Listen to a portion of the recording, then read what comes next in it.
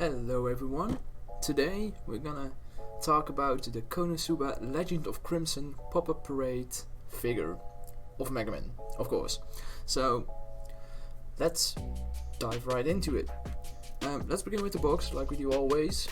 Like all pop-up parade figures, the box is see-through, so you have a nice look at your figure itself and the parts it comes with it and the stand.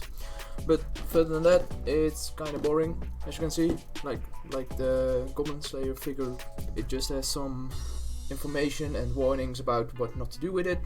It's not a toy, etc, etc. So yeah, the box itself, pretty plain, pretty boring, but yeah, it's just a normal pop-up parade stuff. I'll put it to the side, and then we can begin with what is in the box itself. As you can see, you have the figure itself, the staff she's holding, and her iconic hat. But let's first begin with the stand itself. It's the same as the Goblin Slayer, except it's not black, but it's red at the moment. It's still see-through because you can see my hand through it. As you can see, it's a bit plain, but you know, the figure itself is 43 euros, so I'm fine with it. Actually, it's fine. Base itself, it's a bit plain, but it does the job. That's what it is. So that's the base, simple, but it works. Then you have the head. It's just her normal head. It's the same as that other figurine I have, but it's a bit smaller. This whole figure itself is a bit smaller. The figure is around 18 centimeters in total. But the detail, as you can see, is pretty good. The paint job is nice. The sculpting is pretty good. Nice details. So yeah, I have nothing to complain about it at all. The staff itself, it's really the same. A nice texture, a grippy texture on where she's holding it. You have the red ball and the staff itself. The paint job, once again, it's pretty clean. Nothing really something to worry about or complain about. It's nice. I do enjoy it. So then you have the figure itself. As I said before, the figure itself, it stands around 17 or 18 centimeters. It depends a bit, according to the page, according to the site I bought it from. As you can see, the cape itself, it is nicely illustrated. There's a bit of dust on it. I need to clean my figures. So it seems. Her hair is nice and long.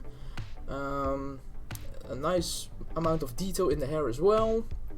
The cape, it's put on her shoulder. She wears a collar on her neck, also a nice iron thing on it as well. There you can see it. As you can see, her face itself, the eyes are painted on, her nose is sticking out a bit, and her mouth is actually painted on. It's not dented in or anything like that, so that's, I would have liked a bit more detail right there, but I'm okay with it. I'm okay with it. Her hands, as you can see, the pose itself, let's put it like that, it's a confident pose. I think she's winding up to do her explosion spell, let's put it like that. Her iconic dress, it's nicely painted. There's a lot of detail in it as well, or there's enough detail in it as well. She has a little bit of knots that ties it together. She has a belt, but also an iron jesp. I don't know the English word about it. Her right leg, for you is left, but her right leg is bandaged, or at least she has bandages surrounding it. Her left leg, she has stockings on it, and she is wearing a nice lightly brown colored shoes. So yeah, all in all, this figure is looking pretty good. I do like it. I think this is the cleanest Megumin figure for this price range. Like my other, I will put some footage over it, I guess. But my other figurine, I'm not sure from who that is, but that's a price figure as well. I think that was also 45 euros, so a bit more expensive. It's a larger figure, that's for sure, but the details are a bit messier, the paint job is messier, so I think this is the best Megumin figure I own at the moment. Yes, she is smaller, but the details and the attention to detail is pretty good. So let's put her on the stand, shall we? I'm actually looking at how to do that. There we go. There are two holes. You put one leg into it and, well, there she is. For the staff, you can put it in this hand right here.